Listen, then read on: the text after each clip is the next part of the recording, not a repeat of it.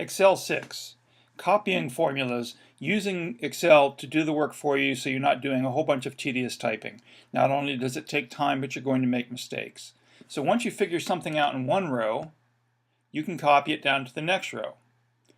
There's a couple ways to do this.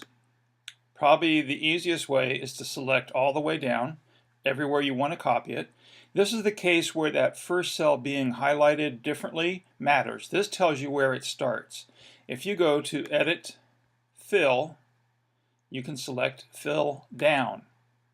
So it's starting with this formula and it fills it all the way down throughout the row.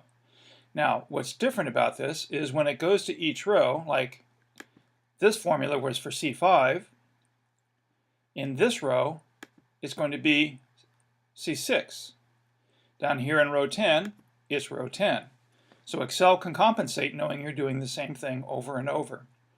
Likewise, you can click and select the whole row you want to fill and go Edit, Fill Down, or an even simpler way.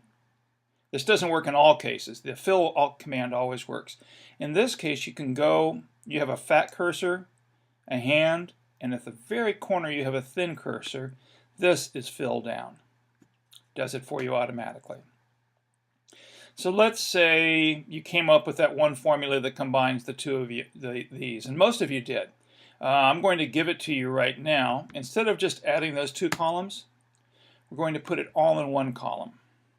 Equals, this says, oops, if C6 is A, then give it a 4. Otherwise, or else, if C6 is a B, give it a 3. And this is the else argument. If it's neither one of those, but if it's C6 equals C, then give it a 2. If it's none of those, but if C6 is a D, give it a 1. Otherwise, give it a 0. And the parentheses is 4 parentheses because there's 4 arguments. That's a lot to type every time. So we're just going to click on that, and it works. It's going to work without these columns at all. Just click on this score. I'm going to go Edit, Fill, Down. Well, that's not right.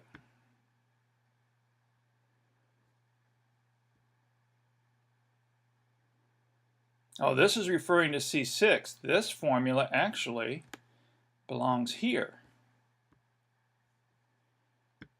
And if I fill down, those are all right, but it's the formula above that's not right, so I'm going to click on this and go up, do Edit, Fill, Up.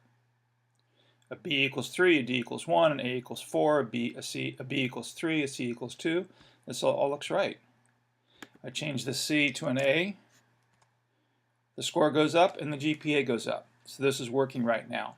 If you don't have the simpler way of doing it, even though the comp formula is complicated, do that right now and bring your grade calculator, or what should have been called GPA calculator, up to snuff so it looks just like this.